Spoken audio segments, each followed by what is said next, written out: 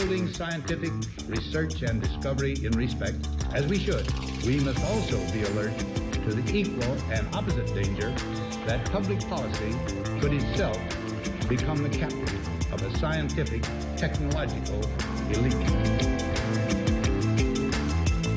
We signed a climate convention on the importance of economic instruments and free markets. Were included in this mammoth Agenda 21 document and the Rio Declaration. Let me be clear on one fundamental point. The United States fully intends to be the world's preeminent leader in protecting the global environment. Coming up, Technocracy News.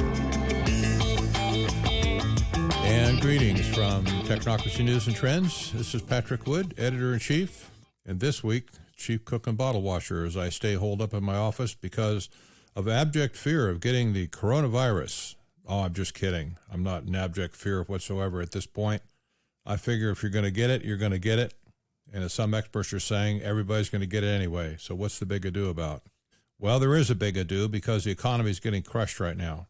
And there's several stories that have been perpetrated all over the media right now, at the secondary level, I might add, that are telling the tale of exactly what's happening to the global economy.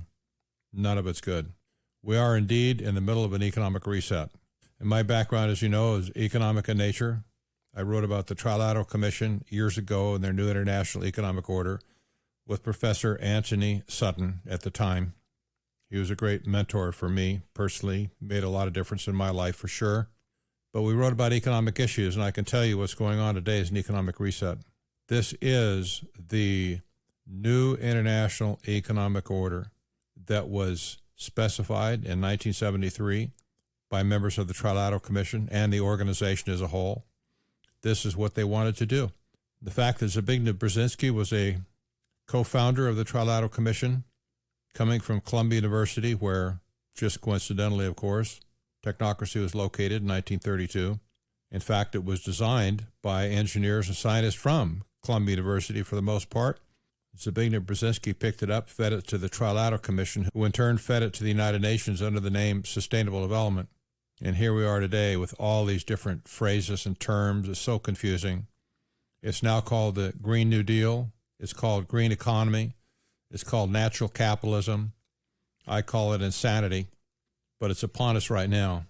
Back in the 1930s, the original technocrats believed that capitalism and free enterprise was dead. That was the peak of the Great Depression. Instead of giving it a chance to work itself out, these over-the-top scientists and engineers at Columbia decided they would just rewrite an economic system from scratch. They would make it scientific. They would make it according to the scientific method. Let science say how things should be run. That was the biggest mistake that ever happened in the history of mankind, in my opinion. Their ideas were pretty much rejected by the end of the 1940s. For the most part, the reason was the economy recovered. Capitalism did not die. It moved forward. The war, of course, as well, restarted the economic machine in America. So I guess you could say most Americans did not reject technocracy because it was technocracy. They just kind of drifted away as there was no need for it anymore. Capitalism was revived. Everything was fine. So let's forget about rejecting technocracy per se. They just faded into the woodwork until 1973, when Zbigniew Brzezinski came up with a great idea. He called it the Technotronic era. Well, the coronavirus has succeeded in shutting the world down economically. Most of the panic, as far as I can tell at this point, has been created by the World Health Organization, the WHO. That's an organization of the United Nations, you know. Lock, stock, and barrel, 100%, a UN agency that pictures themselves to be in charge of the health of the entire planet. And you also know that the United Nations is sworn to destroy capitalism and free enterprise. I've written about this and spoken about it so many times, I can almost do it in my sleep. They are sworn to destroy our economic system and replace it with sustainable development. There's never any other option. There's never any other modification to capitalism or any other controls or antitrust actions or anything like that. No. Let's scrap the whole thing and start from scratch with sustainable development. This, my friends, is insanity.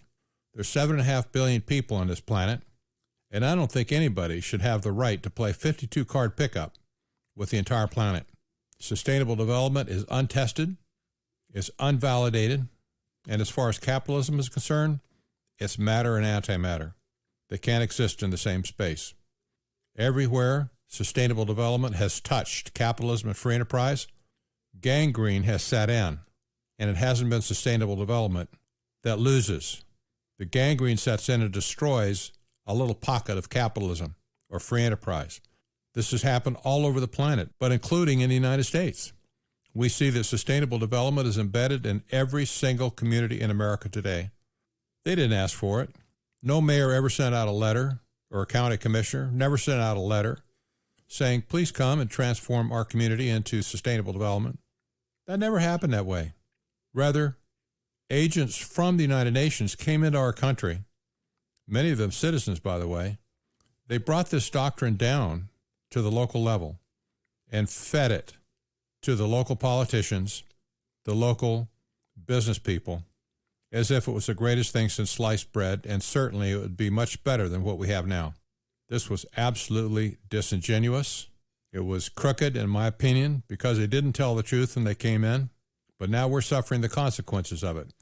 Well, in the meantime, the coronavirus has shut down the economic engine of the world, and it's worse than you think.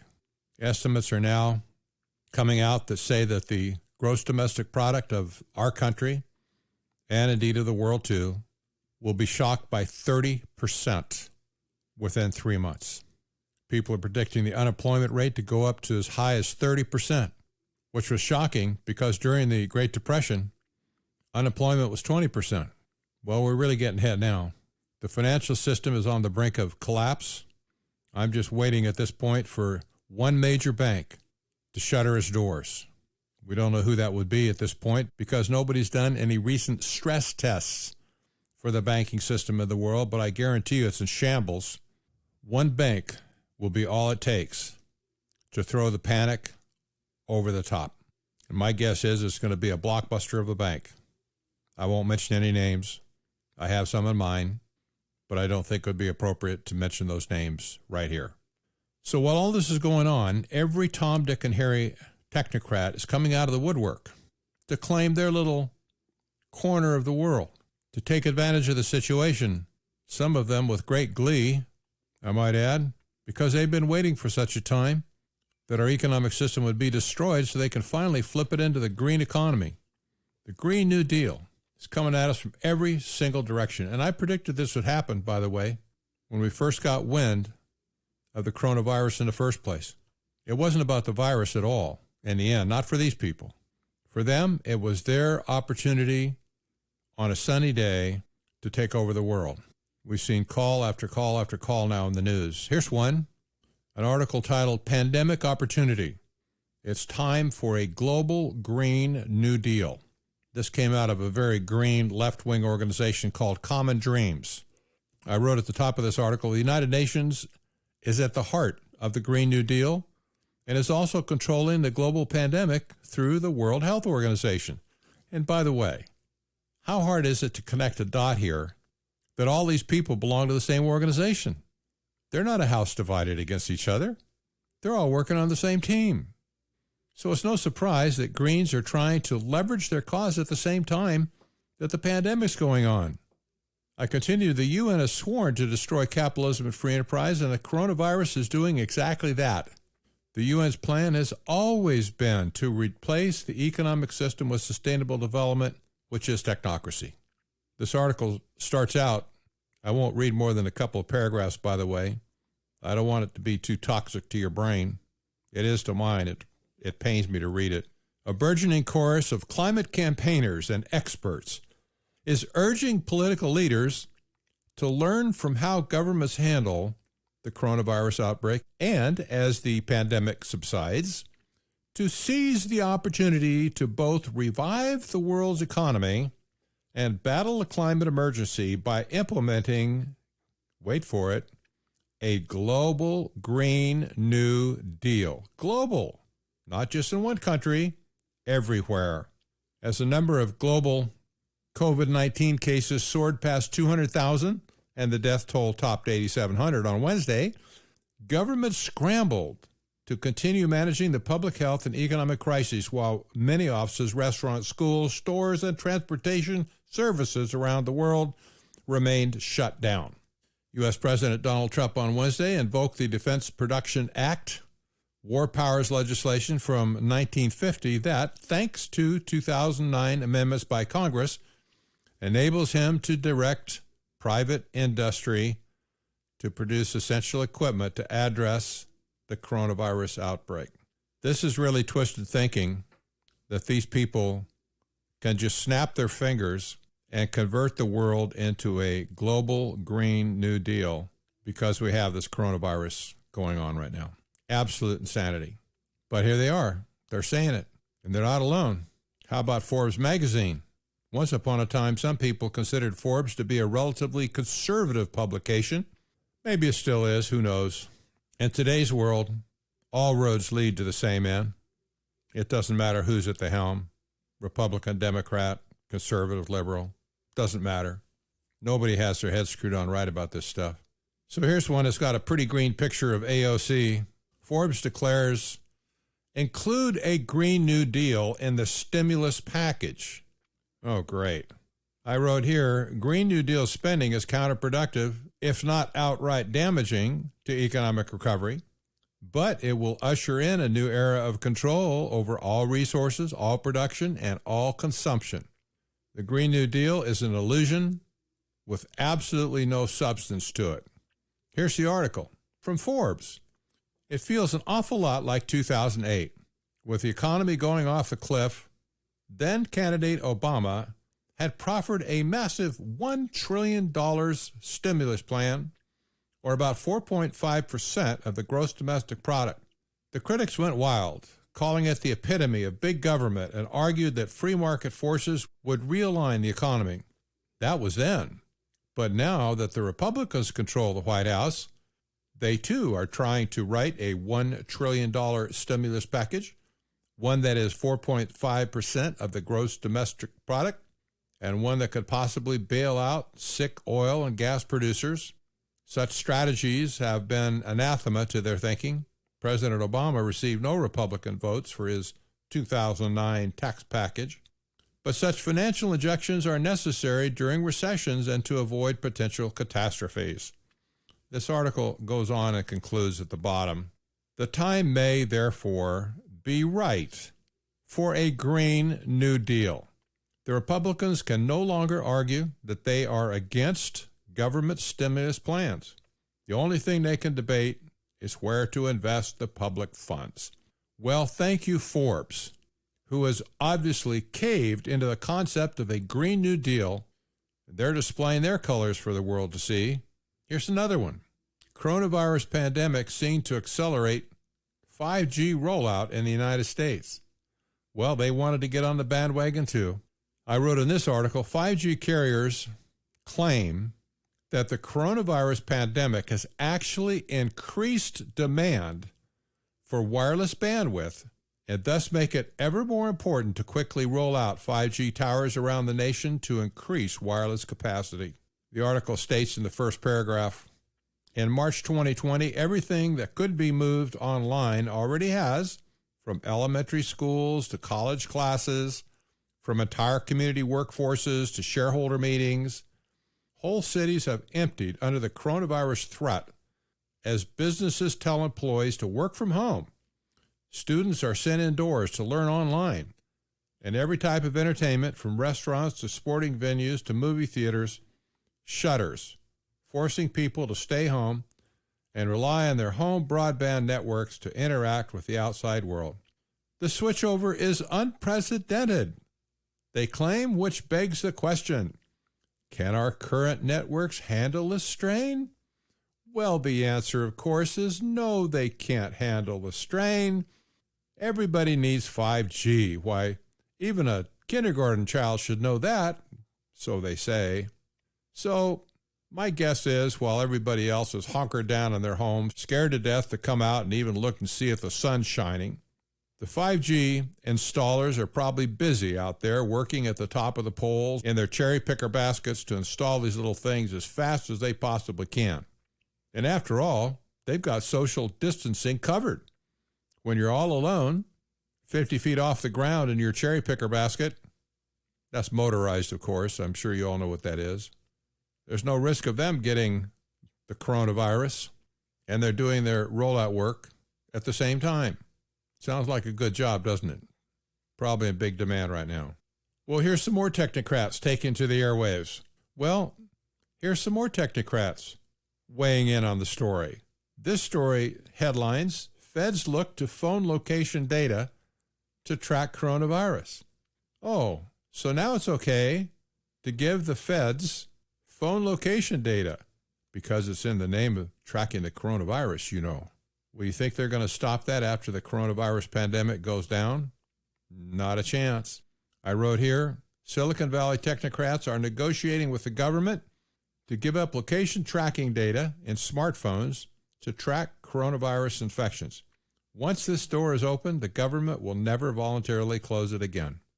And you know that's the case. The government has never given up power, ever. It only grabs what it can every day and keeps it. And in this case, it's interesting that last year, when everything was relatively normal, those who have data on citizens were so argumentative about ever giving that to the government. Oh, we protect the data of our citizens, of course, in America. We wouldn't let the government have that data no matter what. No, you'll have to sue us in federal court. You'll have to get a Supreme Court injunction before we would ever give up data from our clients. How long did that last? The lead paragraph in this story, that's the only one I need to read, it states this.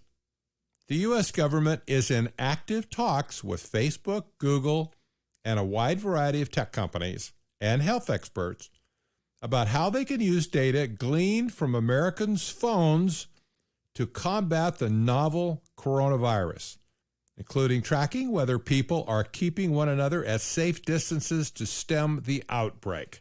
Well, so much for privacy. This brings up another topic that's kind of near and dear to my heart, and that is the topic of public-private partnerships. That's exactly what's going to happen here. Because now the government is offering public-private partnerships to just about anybody that has two nickels to rub together. They're begging private companies to come in and save the day. So now Facebook, Google, and that wide array of tech companies have great incentive to give the government what it wants because it's going to get from the government what it wants, and that is a public-private partnership so that they can get their hands into the government machinery. And I can tell you who's going to win and who's going to lose on this in the end.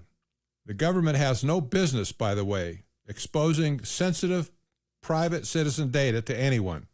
They're supposed to be protecting us, for Pete's sake, not harming us. But now they're going to let these companies in, and these companies will leave with a whole lot more than they came in with. I guarantee it.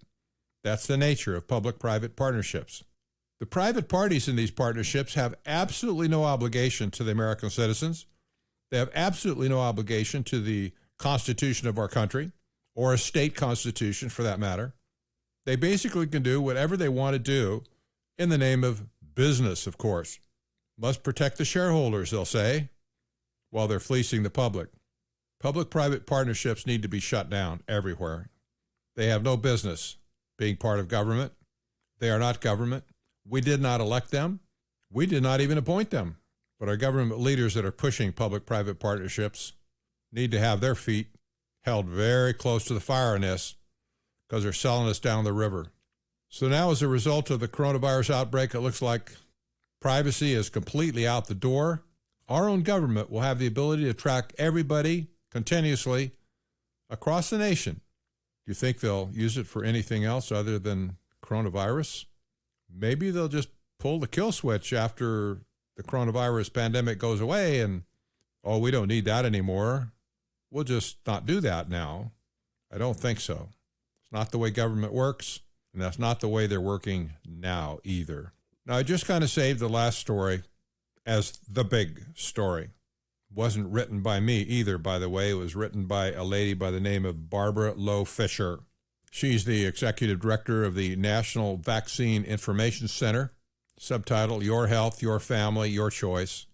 NVIC has been around for a long time.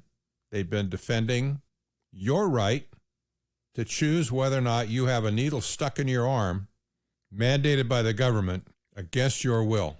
This is an incredible story. She just released this on the NVIC website. It's an extensively documented article. She also did a video of it. So you can read it or you can listen to it. Your choice. But I don't want anybody to tell me they ignored it and just thought, oh, I don't need to learn about that. Here's the title. Power Grab. The National Plan to Vaccinate Every American. Can you see this coming? With a global pandemic going on right now, and everybody in the medical industry scrambling for a solution for vaccine, when it comes out, when they come out, they will ask the government to force everyone on planet Earth to take the vaccine. The lawyers from these big pharma companies have been making the rounds to individual states in America for years now, introducing mandated vaccine laws in every state that will listen to them. And they've done it. Some states have already mandated it. Others have fought it. But this is a master plan. This is not just some anecdotal lawsuit here and there or legislation here or there to bring this to pass. No, this has been an orchestrated plan for a long time now. Big Pharma found it very expedient to get into politics and get control over the health system in America. They have done it because now they are the ones calling the shots, no pun intended, about how vaccine technology is going to proceed. The day that they get the power to force people to take their vaccines will be the day that the human race begins to deteriorate on a massive scale. If there was any assurance that they tested these products adequately before they release them to the market, that would be one thing, but they don't. It would be nice if they actually tracked the cases where damage is caused as a result of these vaccines. That would be great, but they're not doing that either. The only thing that matters to them is they will tell you what you need to take, and you just roll up your sleeve, Buster. We're giving it to you right now. It kind of reminds me of years and years ago when I was in the military. When anybody was deployed into a dangerous area, they had to take shots of one kind or another, immunization shots against this or that. And of course, in the military, you don't have any choice. You do what they tell you to do, or else you get court-martialed. So they set up these long shot lines out on a parade field somewhere, and they had the little air guns that would load in the vaccine bottles, and then they just shoot some into your arm with a poof. Whatever they had to give you, you said, yes, sir. But then, of course, at that point, you got to remember, you were there serving at their instance. You had no rights. You had no say. The drill sergeant used to tell us frequently, as a matter of fact, we own you. You do what we say. Well, that's one thing for the military. I don't think this is anything that the American public is ready for. When the government comes to us and says, we own you now, you will do what we say. We say take this vaccine. If you get a bad reaction to it, well, that's just the luck of the draw. This is technocracy working at the highest level. I've never seen anything like it in the history of the world. These people are intending to elevate science as a god. They intend to install themselves as the priesthood, and they will go up the mountain to listen to the oracle of science to see what science has to say today. And when they hear from science, that is the oracle, they will come down the mountain and tell the rest of us ignorant fools on the ground what science has said. Thus says science. You must take this shot today. You must not go to these places today. You must stay home today. Whatever it is, if you don't obey, the God of science will be very angry with you, and we have ways of dealing with you, anti-science people. I'm struck by the fact that in New York City, virus shaming has now become the big thing. People that are isolated in their own apartments, maybe many stories up from the street level, are leaning out their windows and yelling at the people down on the street who, for whatever reason, are out for a walk, going somewhere. They're yelling at them, shaming them for being out. Selfish people, spreading horrid viruses on the street. Why, they should be home, like us. There was a time when disasters would bring out the best in people. That isn't happening today. People are paranoid. Of course, they're scared. They're angry. They're resorting to behaviors that they never would have resorted to 10 years ago, even 5 years ago. But we see it today. There's a raft of articles up on technocracy.news. You just have to go there and dig in. But I'm telling you, while this coronavirus pandemic is going around the world, technocrats are so busy right now, this is their day in the sun. Realize that. You're going to see stories all over the place where these nutcakes are coming out to take control of the planet. If we let them do it, we're going to get what we deserve, and you won't like it. This is not the America that we signed up for. This will be the global scientific dictatorship that will micromanage every human life on Earth if it could. So I hope you take it to heart, spread the word around, educate your friends, your family, your coworkers, your colleagues. Technocracy is the clear and present danger to the world today. Not socialism, not communism, not Marxism. It's technocracy. I hope there's going to be a day when I don't have to write or speak about technocracy ever again. That would please me greatly. But until the threat is neutralized, I'm not going anywhere, and I hope you don't either. I'm Patrick Wood for Technocracy News and Trends. See you next time.